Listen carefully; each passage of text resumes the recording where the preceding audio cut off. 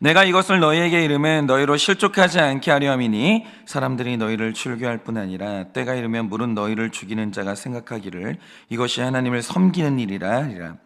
그들이 이런 일을 한 것은 아버지와 나를 알지 못함이라. 오직 너희에게 이 말을 한 것은 너희로 그때를 당하면 내가 너희에게 말한 이것을 기억나게 하려 하며 처음부터 이 말을 하지 아니한 것은 내가 너희와 함께 있었음이라. 지금 내가 나를 보내신 이에게로 가는데 너희 중에서 나더러 어디로 가는지 묻는 자가 없고 도리어 내가 이 말을 함으로 너희 마음에 근심이 가득하였도다. 그러나 내가 너희에게 실상을 말하노니 내가 떠나가는 것이 너희에게 유익이라. 내가 떠나가지 아니하면 보혜사가 너희에게로 오시지 아니할 것이요 가면 내가 그를 너희에게로 보내리니 그가 와서 죄에 대하여 의에 대하여 심판에 대하여 세상을 책망하시리라. 죄에 대하여라 함은 그들이 나를 믿지 아니하며 의에 대하여라 함은 내가 아버지께로 가니 너희가 다시 나를 보지 못하며 심판에 대하여라 함은 이 세상 임금이 심판을 받았음이라. 내가 아직도 너희에게 이를 것이 많으나 지금은 너희가 감당하지 못하리라. 그러나 진리의 성령이 오시면 그가 너희를 모든 진리 가운데로 인도하시리니 그가 스스로 말하지 않고 오직 들은 것을 말하며 장래일을 너희에게 알리시리라. 그가 내 영광을 나타내리니 내 것을 가지고 너희에게 알리시겠습니다. 다 같이 읽겠습니다. 무릇 아버지께 있는 것은 다 내 것이라. 그러므로 내가 말하기를 그가 내 것을 가지고 너희에게 알리시리라 하였노라. 아멘. 기도하겠습니다. 주님, 지금도 너무나 많은 사람들이 내가 하는 일은 주님을 섬기는 일이라고 그렇게 말하지만 오늘 예수님이 말씀하십니다. 그것은 나를 섬기는 일도 아니었고 나는 너를 모른다고 말씀하신다고 하십니다. 주님, 우리가 주님 만나는 그 마지막 날에 열심히 살았는데 주님이 나를 모른다 하시고 또 나의 섬김이 주를 위한 섬김이 아니었다고 하나님, 그렇게 당황스러운 드러남이 일어나지 않기를 원합니다. 주님, 무엇이 주님을 섬기는 일입니까? 주님이 나를 아시려면 나는 오늘 어떻게 살아야겠습니까? 오늘도 이 말씀을 통해서 우리에게 알려주시고 오늘도 주를 위하여 주를 섬기는 삶을 살 수 있도록 은혜를 허락하여 주시옵소서. 주님, 오늘도 이 아침에 말씀하시면 듣겠습니다. 말씀하여 주시옵소서. 예수님의 이름으로 기도드립니다. 아멘. 네, 제가 예전에 저희 교회 한 지체하고 대화를 하면서 진짜 신기한 이야기를 들었는데요.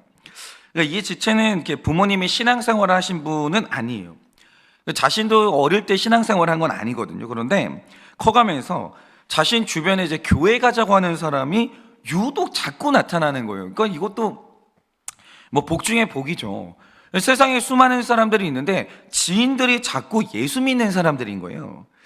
그래서 이제 본인도 근데 이제 그들의 삶을 보니까 괜찮더라는 거예요. 그러니까 다들 이제 괜찮은 사람들이지만 나에게 교회를 나가자고 말해주는 사람들의 삶이 괜찮았더라는 거죠. 그래서 교회 가면 좋은 거 배우나 보다 이런 생각이 들었대요.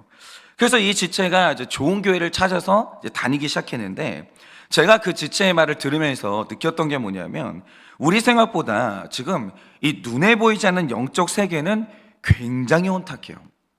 그러니까 미혹하는 것들이요 어마어마하게 많습니다. 그래서 우리를 정확히 말씀으로 인도해주는 그 인도자를 만나지 않으면 자기 혼자 힘으로 이렇게 거짓말이 많은 영적인 세계에서 진리대로 걷는 게 너무나 힘들다는 거죠. 그럼 이제 왜 그러냐? 이 지체가 한 번은 너무 친한 친구가 우리 교회 가자고 이런 말을 하더래요. 그래서 그 교회를 이제 따라갔어요. 가보니까 거기에 성경책이 있어요. 거기에 목사님이 계세요. 그리고 심지어는 거기 있는 사람들이 너무 나이스한 거예요. 너무 괜찮은 사람들인 거죠. 그런데 제가 이 지체의 말을 듣고 깜짝 놀란 게 뭐냐, 이 교회가 예수님 말씀이다, 그러니까 성경책이 있어요, 목사님이 계세요, 거기 있는 사람들 너무 좋아요. 하나님 말씀을 듣는 거예요. 근데 가르치는데 뭐라고 가르치냐, 예수님 믿는 사람은 회개할 필요가 없다 이러더라는 거예요. 왜냐, 여기가 구원파였거든요.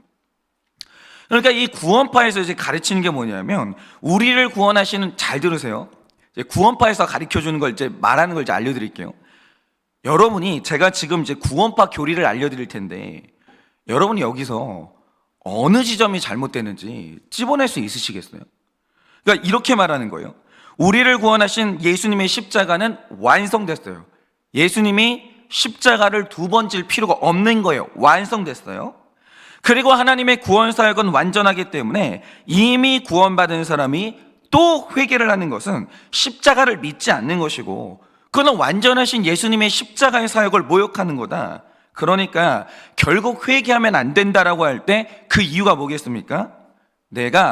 우리가 예수님을 섬기기 위해서, 예수님을 영화롭게 하기 위해서, 그 십자가 사역의 완전성을 인정하기 위해서는 회개하면 안 된다라는 거예요. 여러분, 한번 이 설교를 아침에 들으시는 분들, 내가 지금 이 목사님 입에서 들은 이 말 속에서 어느 지점이 잘못되는지 여러분 찝어낼 수 있으시겠어요? 이게 뭐냐면, 이게 영적 세계의 무시무시한 혼탁함이에요. 여러분, 우리가 걷는 구원의 길에 분명히 진리가 있는 거예요. 그런데 그렇지 않은 거짓 영들이 상상을 초월할 정도로 어마어마하게 많아요. 그런데 이 거짓 영들의 문제가 뭐냐면, 다른 종교처럼 아예 예수님하고 다르게 생겼다, 대놓고 다르게 생겼다, 분별되죠. 완전히 분별되죠. 뭐 남묘 호랭개교, 그러니까 이런 걸 듣고, 그러니까 이거는, 그러니까 이게 내 취향에 맞냐 아니냐 이 문제인 거지, 이게 기독교와 유사하냐 아니냐 이 문제는 아니라는 거죠. 너무 달라요. 이건 분별하기 쉽죠. 그런데 이 거짓 영들의 무서운 점이 뭐냐? 결국 그 영들의 목적은 2절에 나오는 것처럼 믿는 신자들을 출교, 즉 예수님을 떠나게 만들고 우리를 죽이는 거거든요. 그런데 예수님과 우리를 떨어뜨린다라고 할 때 그때 하는 말이 뭐냐? 이게 진짜 예수님을 위하는 길이라는 거예요. 그러면서 우리를 인도하면서 예수님하고 우리를 떨어뜨리는 거예요. 내가 하는 일이 예수님을 섬기는 일이라는 거죠. 그러니까 제가 앞서 말씀드린 구원파를 한번 잘 보세요. 여러분, 우리를 구원하시는 예수님의 십자가는 완벽합니까? 물론 완벽해요.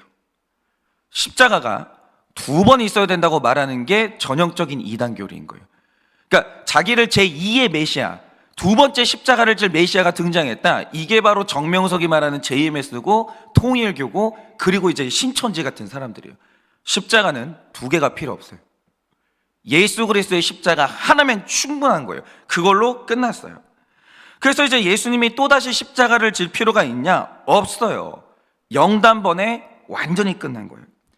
예수님은 우리 구원을 위한 완전한 제물이 되셨기 때문에 이게 더 우리의 구원을 위해서 2번째 메시아는 필요가 없는 거예요. 그냥 우리 앞에 세우신 그 예수님만 죽어라 따라가면 돼요. 끝났어요. 완전해요. 근데 문제는 뭐냐? 우리 구원 받았어요. 이 땅에서 구원 받았는데 구원받은 뒤에 죄의 유혹을 안 느낍니까? 우리 구원 받은 게 맞다니까요. 맞는데 그러면 우리 몸의 이 연약함이, 이 죄의 유혹을 받는 이 몸의 연약함이 사라지냐 이거예요. 주님 다시 오시는 그날 전까지는 이미 구원받았으나 아직 완성되지 않았어요. 잘 들으세요. 이미 구원은 받았어요. 그런데 우리는 완성되어지는 과정이지 완성이 끝난 게 아니라고요. 최종적으로 구원받는 그날까지는 우리가 계속 넘어지는 일이 일어난다라는 겁니다. 여러분, 이런 거죠. 제가 예를 하나 들어볼게요. 자, 다윗이 밧세바와 불륜을 저질렀어요. 그리고 그 죄를 은폐하기 위해서 그가 살인을 저지릅니다. 그럼 하나 여쭤볼게요. 불륜을 저질렀어요? 살인을 저질렀어요? 그럼 이 사람이 이 죄에 넘어질 때 그가 믿기 전에 넘어진 거예요? 믿은 후에 넘어진 거예요? 그의 불륜이 하나님을 믿기 전에 일어난 일이에요? 그의 불륜이 하나님을 믿은 후에 일어난 일이에요? 명백하죠? 다윗은요, 이미 하나님을 사랑했어요. 하나님을 믿었어요. 그런데 다윗이 죽는 그날까지 몸에 짊어지고 살았던 그의 죄패가 뭐냐? 음란이었어요. 그가 그래서 하나님을 믿었지만 그 음란 때문에 넘어졌다는 거죠. 그러면 이 죄에 대해서 믿는 자와 믿지 않는 자의 차이가 뭐냐라는 거죠. 그거는 사람의 차이가 아닌 거예요. 그러니까 믿는 사람은 죄에 안 넘어지고 믿지 않는 사람은 죄에 막 넘어지고, 이 차이가 아니라는 거죠. 믿는 사람하고 믿지 않는 사람의 결정적인 차이는 나한테 차이가 있는 게 아니라 나를 이끄시는 성령 하나님의 임하심의 차이가 있는 거예요. 말하자면 믿지 않는 자나 믿는 자나 죄에 연약하기는 마찬가지고 죄의 유혹을 똑같이 받아요. 한번 잘 믿는 신자하고 안 믿는 신자가 야동 보세요. 그럼 잘 믿는 신자는 그럼 야동 보면서 자극을 안 느껴요? 아니 그러면 안 믿는 사람은 더 훨씬 큰 자극을 느껴요? 천만의 말씀이라는 거예요. 죄에 대해서는 똑같이 자극을 느껴요. 오히려 베드로 전서를 보면 사탄은요, 믿는 자를 넘어뜨리기 위해서 우는 사자처럼 지금도 더 극심한 시험을 준다라는 거예요. 오히려 믿는 사람이 더 공격받아요. 그러니까 이 세상 모든 인간은요, 다 죄에 연약하고 넘어져요. 그런데 신자와 불신자의 차이가 뭡니까? 불신자는 죄 가운데 넘어졌을 때 그를 일으켜 세우시는 성령 하나님이 없다는 거예요. 하나님이 그를 유기하세요. 그래서 이제 불신자는 만약에 죄를 짓는다, 그러면 그걸 죄로 여기는 게 아니라 오히려 내가 성적인 죄를 짓는다, 그걸 나의 매력으로 느껴요. 아, 나는 섹시하구나, 이렇게 느낀다는 거예요. 이걸 나의 전리품으로 느껴요. 내 능력의 표현으로 느낀다는 거죠. 돈의 죄를 지었다, 이걸 자기 능력이라고 생각을 해요. 나는 수완이 좋다. 그런데 다윗을 보세요. 그가 죄를 지었어요. 그때 하나님이 그의 죄를 눈 감아 주시냐? 하나님이 그렇게 하지 않으시는 거예요. 다윗은 회피하고 싶었어요. 다윗은 자기 자신의 상태에 대해서 이렇게 눈 감고 싶었어요. 그런데 하나님이 회피를 안 하시는 거예요. 죄를 지었을 때 그의 마음을요, 칼을 찌르는 듯한 아픔을 주시는 거예요. 그래서 죄에 대해서 잘못했다는 고백과 돌이키는 그날까지 책망하는 나단 선지자를 계속 보내시는 거예요. 만약에 다윗이 진짜 잘한 게 뭐냐면, 나단 선지자가 와서 처음으로 죄를 지적했을 때 그는 첫 번째 선포에서 무너졌어요. 무릎 꿇었어요. 근데 만약에 다윗이요, 감히 네가 내 죄를 들춰내? 그러면서 나단 선지자를 죽였다라고 하죠. 그럼 어떤 일이 일어났겠습니까? 하나님은 다윗을 포기를 안 하시거든요. 다윗의 죄 고백을 받아내실 때까지 두 번째 나단, 세 번째 나단, 다섯 번째 나단이 계속 출격하는 거예요. 하나님의 역사는 그러해요. 하나님은 한 사람도 포기하지 않아요. 택한 자는 구원 받을 때까지 하나님은 일을 하시는 거예요.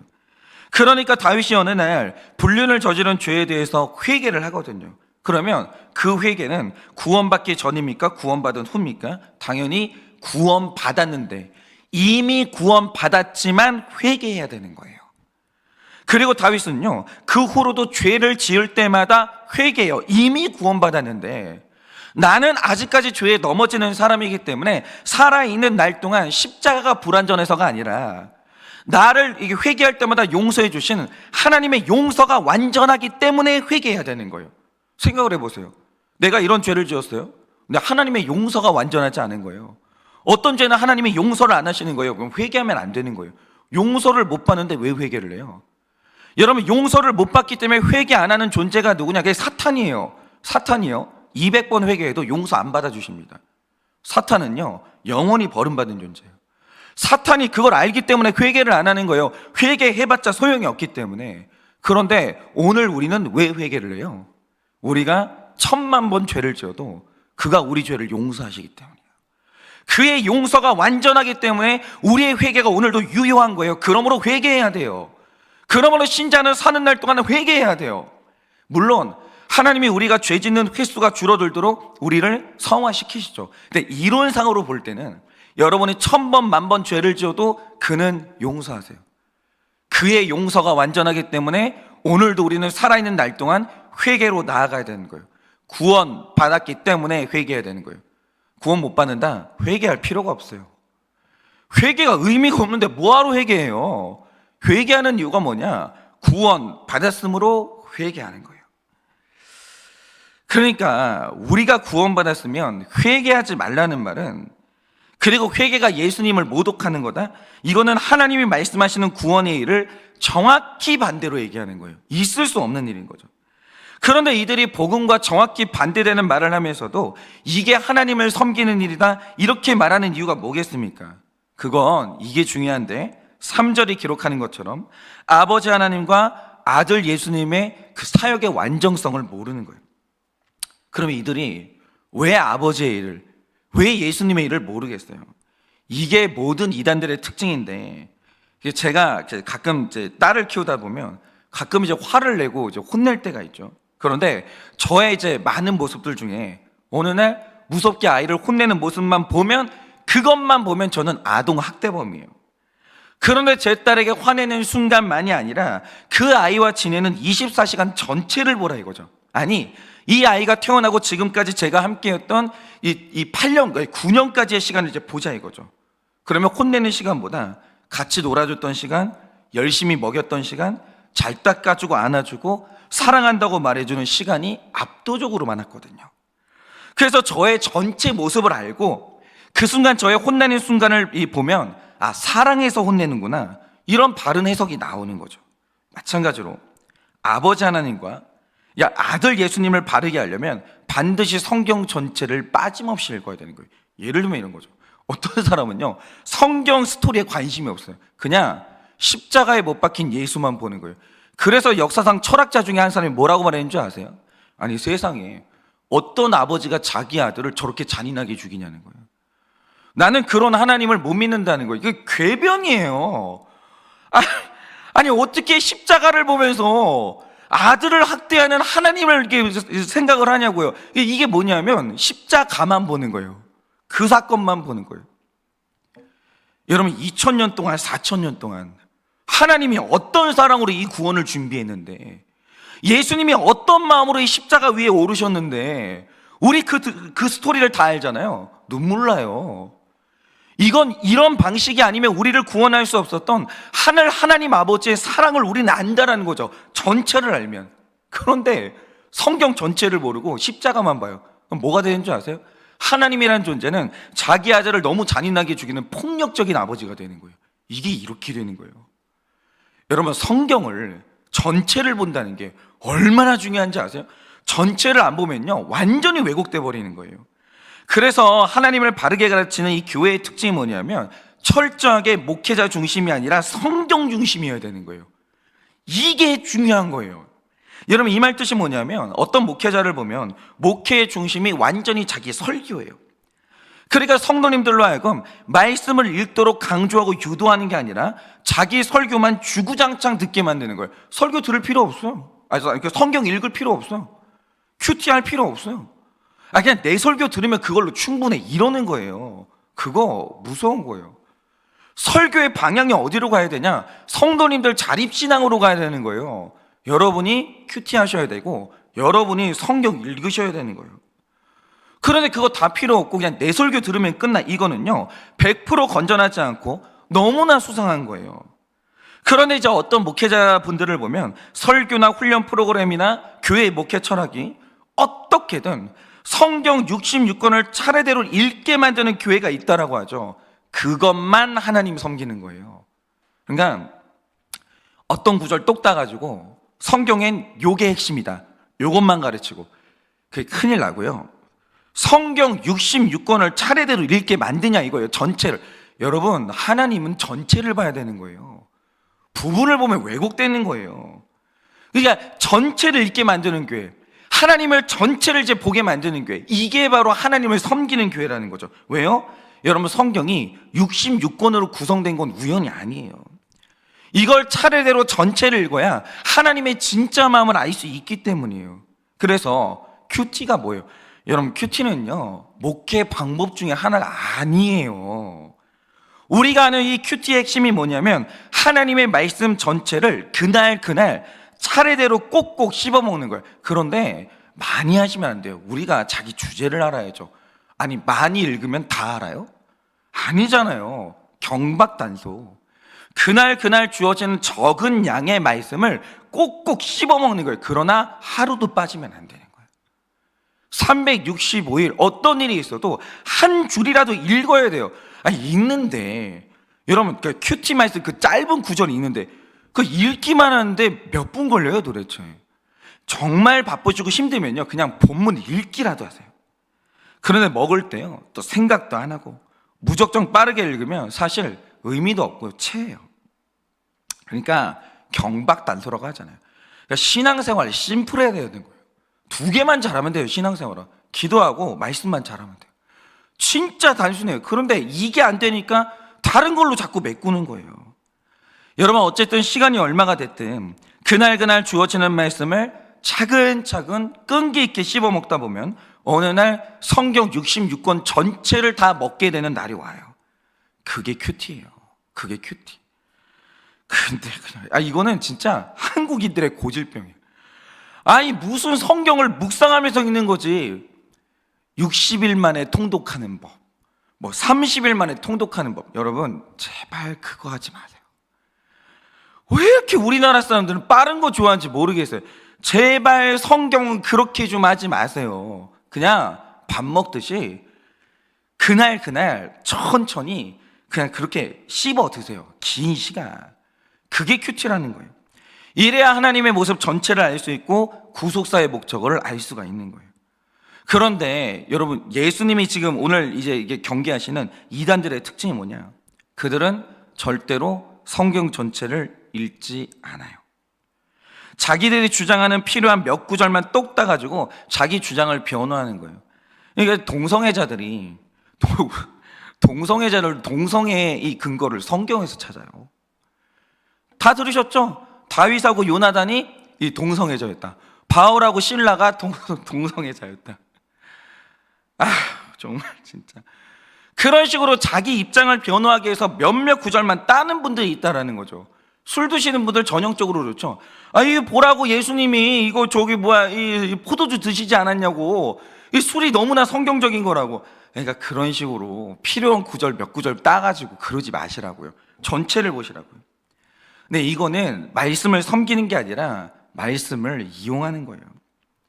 그런데 이런 거짓을 가지고 우리를 출교시키고 구원에서 멀어지는 가르침을 하는데 우리가 그 거짓에서 미혹되는 이유가 뭐겠습니까? 그들도 이게 다 하나님을 섬기는 일이라고 거짓말을 하기 때문이에요. 영적인 세계는 이게 무서운 거예요. 여러분, 하나님을 섬긴다는 거 딱 하나밖에 없어요. 성경 66권을 다 읽는 거예요. 온전히 하나님의 전체 말씀을 읽고 드러난 하나님의 뜻대로 사는 것만 하나님을 섬기는 일인 거예요. 그런데 여러분, 이단만 이런 게 아니에요. 여러분, 우리를 실족하게 하는 모든 것들이 우리를 설득할 때 결정적으로 쓰는 카드가 뭐냐? 이게 하나님을 위한 일이라고 내가 나를 설득해요. 예를 들어서 제가 얼마 전에 그런 소식을 들었는데, 제가 신학 학부를 다닐 때 같은 반에서 이제 공부했던 동기가 있거든요. 이 친구가 성품적으로 저보다 훨씬 착했어요. 그러니까 전 지금도 목소리가 커가지고 혈기 같아요, 혈기. 그래서 그냥 막 자꾸 이제 설교하다 보면 제가 목소리가 커져요. 이거 진짜 기도 제목이에요, 저도. 근데 이 친구는 학교 다닐 때부터, 그러니까 20살 초반부터 진짜 목사님 톤이에요. 현성아, 밥 먹었니? 이거는 따라도 못하겠어요. 그러니까 이 친구는 목소리 자체가 너무 온유해서 사실은 이 친구가 전도를 훨씬 잘했어요. 어떤 사람 붙들어 놓고 차근차근 설명해주면 얼마나 친절한지 설명이 잘 되는 거예요. 그리고 신학교 들어오던 날부터 인상 자체가 웃는 상이에요. 저는 집중하면 짜증나는 표정이거든요. 정말 진짜 성형 수술을 해야 되는지 하여튼 진짜 이게 하여튼 고민이 많아요, 제가. 근데 이 친구가 웃는 상이에요. 진짜 이건 타고났어요, 진짜. 부러워요, 진짜. 하드웨어가 목사 하드웨어예요. 그래서 외모 보면 그 친구가 저보다 정말 이상적인 목회자에 가까웠어요. 그래서 저는 이제 새벽 예배 훈련할 때 못 일어나겠는 거예요. 그래서 정말 이렇게 울면서 새벽 예배를 다녔거든요. 매 맞으면서. 근데 이 친구는요, 새벽마다 벌떡벌떡 일어나는 거예요. 그래서 나가가지고 기도를 그렇게 열심히 하고 막 산기도 다니고 막 경건했어요. 그래서 제가 사실은 질투를 많이 했어요. 굉장히 열등감을 많이 느꼈고. 그래서 저는 이 친구가 당연히 훌륭한 목회자가 될 걸로 믿었어요. 그런데 최근에 제가 너무 깜짝 놀란 소식을 들었는데 그게 뭐냐? 이 친구가 목회자가 안 된 거예요. 지금은 장인어른께서 하시는 사업체에 이제 일하고 있어요. 근데 이거는 놀랄 일이 아니에요. 왜냐? 여러분, 사역자가 목회자만 사역자예요? 아니거든요. 자기 자리에서 신실한 그리스도인으로 살아내고 이 전도자로 살면 모두가 다 훌륭한 그리스도인이고 다 사역자예요. 이거는 놀랍지가 않아요. 목회 안 해도 돼요. 아니, 목회해야 신실한 그리스도인이 아니잖아요. 근데 제가 놀랐던 게 뭐냐?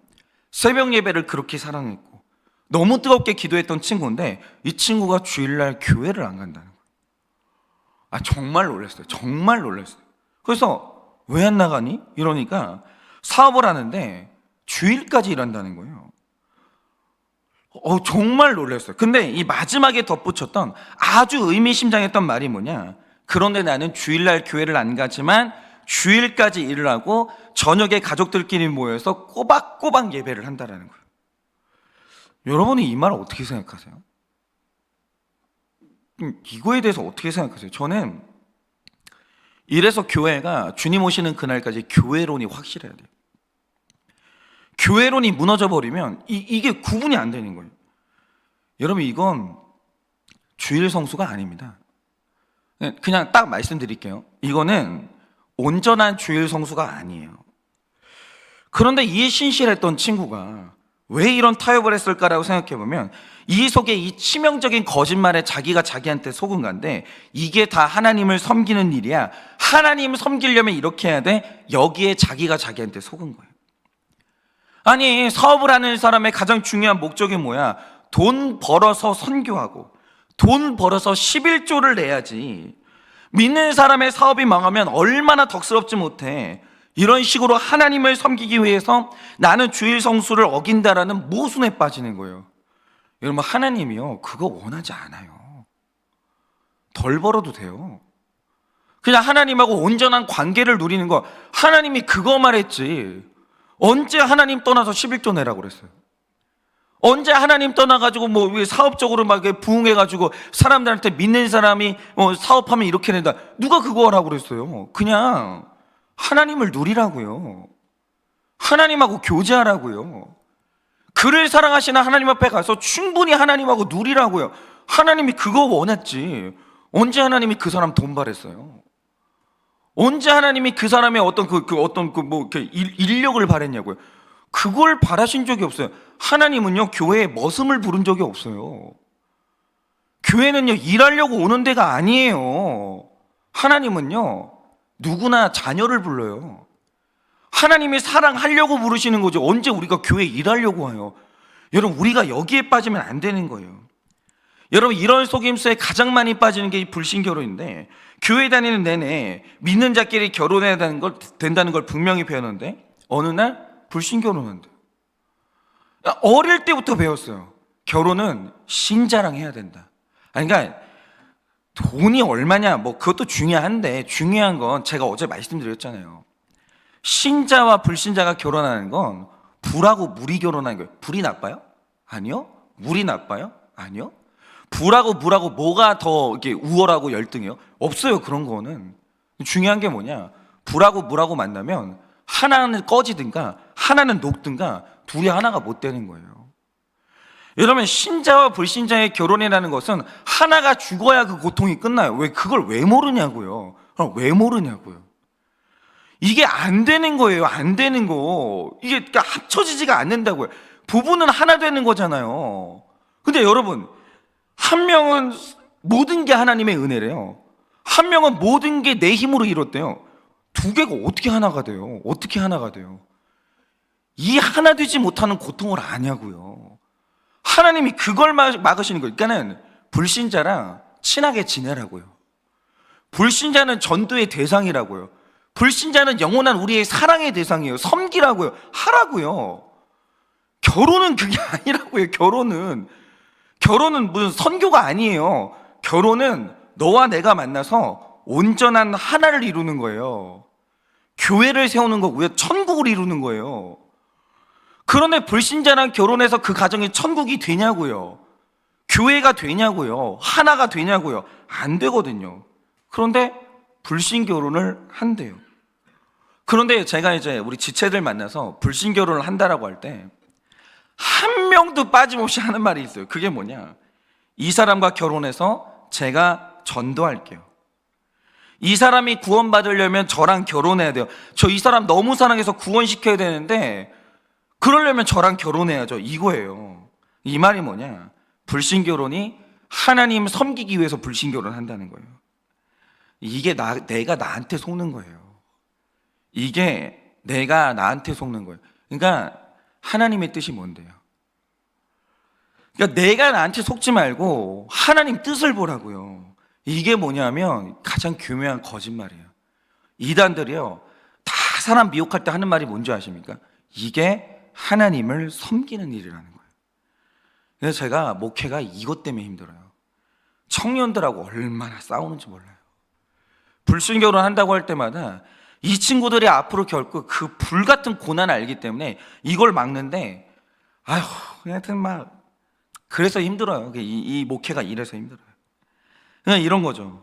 주일 성수 안 하면서 하나님을 섬길 수 없고, 불신결혼하면서 하나님을 섬길 수 없고, 11조를 안 하면서 하나님을 섬길 수 없는 거예요. 성경 전체를 보면 목회자가 이걸 못 피해가요.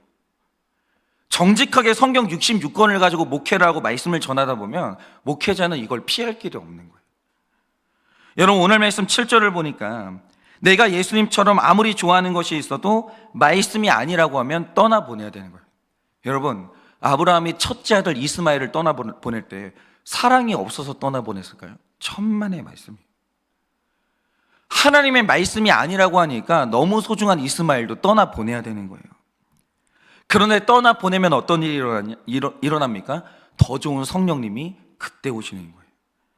그런데 하나님을 섬긴다는 미명 안에서 떠나보내야 될 것을 떠나보내지 않고 내려놔야 될 것을 내려놓지 않으면 더 좋은 성령님은 오실 수가 없다는 거죠. 제가 아까 그 지체, 처음에 이야기했던 지체 이야기로 마무리를 짓고자 하는데, 이 지체가 구원파의 교리를 들었어요. 근데 이 자매가 주변에 믿는 어른이 없거든요. 이게 택자예요. 이 가르침이 너무 이상하더라는 거예요. 또 믿는 사람들도 빠지거든요. 근데 믿어본 적이 없는 지체가 이거 듣는데 너무 이상하더래요. 그래서 거기를 나오려고 했는데 이걸 결단하는데 너무 힘들었던 이유가 뭐냐? 거기 사람들하고 정든 거예요. 사람들이 너무 좋은 거예요. 그러니까 이게 내가 여길 나오면 이 친구하고 멀어지는 거 아닐까? 내가 이거를 포기해야 되나? 이게 너무 걱정이 되더라는 거죠. 바로 이거예요. 제가 신천지에 빠진 사람들 이야기를 들어보면 처음에는 모르고 빠졌다가 나중에 이단인 줄 알았는데도 못 나와요. 이 이유가 뭐냐? 사람들이 너무 좋은 거예요. 공동체가 너무 좋은 거예요. 거기서 나를 너무 사랑해 주는 거예요. 여러분, 그 신천지 안에도 소중한 게 있어요. 모든 이단들 안에요, 너무 아름다운 것들이 있어요. 절대로 놓을 수가 없는 이스마엘이 거기 다 있다는 거예요. 그러니까 이게 포기가 안 되는 거예요. 이게 뭐냐면 예수님은 십자가를 지러 가셔야 되는데 못 가게 붙잡는 거랑 너무 똑같은 거예요.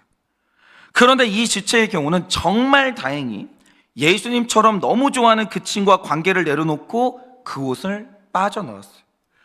진짜 죽어도 보낼 수 없을 것 같은 이스마엘을 떠나보냈어요. 그리고 빠져나온 거죠. 그리고 그곳을 나온 덕분에 이 구속사의 말씀 있는 친구를 만나서 메시지를 듣게 됐어요. 근데 너무 감사한 게 뭐냐면 이 지체가 저에게 해준 말이 뭐냐, 이게 구속사의 메시지를 듣는데 구원파랑 정반대더라는 거예요. 이게 처음에 혼란스러웠대요. 똑같이 예수님 얘기를 하고 십자가 얘기를 하는데 구원파랑 완전히 다른 얘기를 하더라는 거예요.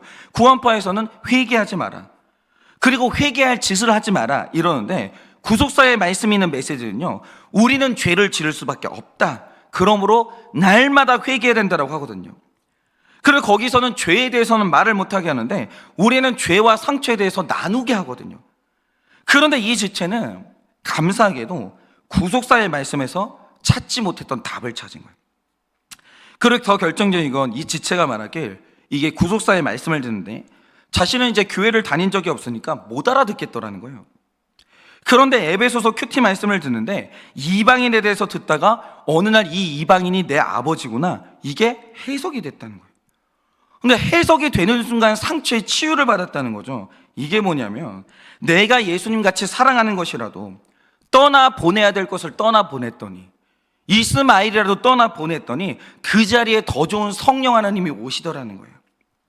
여러분, 오늘 악한 사탄은요, 이게 다 하나님을 섬기는 일이야 라고 하면서 우리로 하여금 예수님을 떠나게 만들고 죄에 머물게 만들거든요. 여러분, 우리가 그 죄를, 옳지 않은 길을 떠나지 못하는 이유가 뭐겠어요? 그 길에 이스마엘처럼 너무 소중한 게 있는 거예요. 다 이런 식으로 우리가 우리 자신한테 속거든요. 그런데 아무리 그런 말로 우리를 속여도, 그곳에 내가 너무 사랑하는 이스마엘이 있어도 우리가 오늘 떠나고 보내고 내려놔야 될 게 뭐겠습니까? 여러분, 심지어는 너무 좋은 예수님 같아도 떠나보내야 돼요. 왜요? 예수님이 안 떠나면 성령 하나님이 안 와요. 철저하게 말씀대로 살아야 되는데 말씀대로 살다 보면 너무 어려워요. 너무 어려워요. 저도 말씀드렸잖아요. 제가 이 큐티 사역을 하면서 하나님께 바친 게 있는데, 이제 하나는 밤 문화를 바쳤어요. 그 밤에 이렇게 하는 그 드라마를 다 바쳤어요. 요즘 눈물의 여왕이 그렇게 재밌더만요. 이거 바치는 게 너무 어려워요, 진짜. 이런 거 하나하나 바치는 게 너무 어려워요. 두 번째로 그랜저 바치는 게 너무 어려웠고, 그 다음에 제 감정을 주님께 드리는 게 너무 어려웠고, 다 저한테 소중한 것들이거든요. 그런데 주님 말씀대로 살다 보니까 드려야 될 게 있는 거예요. 근데 드렸는데 더 좋은 내가 사랑하는 지체들을 만났어요.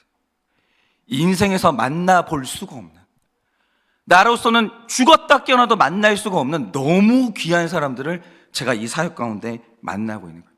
그래서 더 중요한 건 이렇게 내려놓으니까 사랑하는 저의 예수님이 저를 만나주시는 거죠. 여러분, 말씀대로 살면서 내려놔야 될 게 있으면 제가 보증합니다. 내려놓으세요. 떠나보내세요. 하나님이 더 좋은 거 주십니다. 훨씬 아름다운 거 주십니다. 그래서 오늘도 이 하나님을 섬긴다는 미명하에 그렇게 자기 자신한테 속지 마시고 진짜 하나님을 섬김으로 내려놓고 떠나보내서 가장 귀하신 예수님을 만나고 성령 하나님을 경험하는 여러분 되시기를 예수님의 이름으로 축원합니다. 이 시간에 제가 기도하고 축도함으로 예배를 마치겠습니다. 기도하겠습니다. 주님,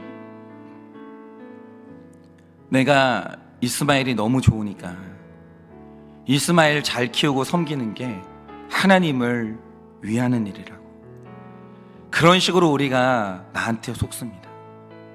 내가 좋아하는 게 예수님이 아니라 그 공동체에서 받는 사랑이고 이익인데, 나는 이 공동체의 사랑을 포기할 수 없으니까 거기가 이단이라 할지라도 여기가 예수님 섬기는 곳이다, 이렇게 내가 나한테 속습니다.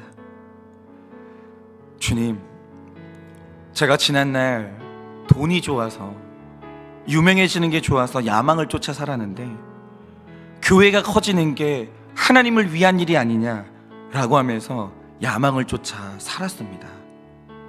주님, 그냥 주님 말씀으로 돌아가기 원합니다.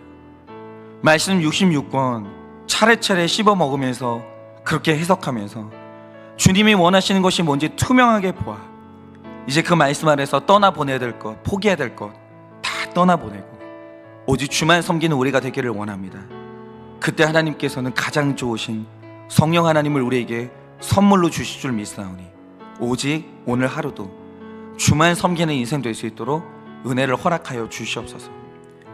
지금은 우리 주 예수 그리스도의 은혜와 하나님 아버지의 그 크신 사랑과 성령님의 위로하시고 교통하여 주시는 그 역사하심이 오늘 내가 나에게 속지 아니하고 내가 너무 사랑하는 이스마엘에게 속지 아니하고 오직 말씀으로 돌아가 오직 진짜로 주를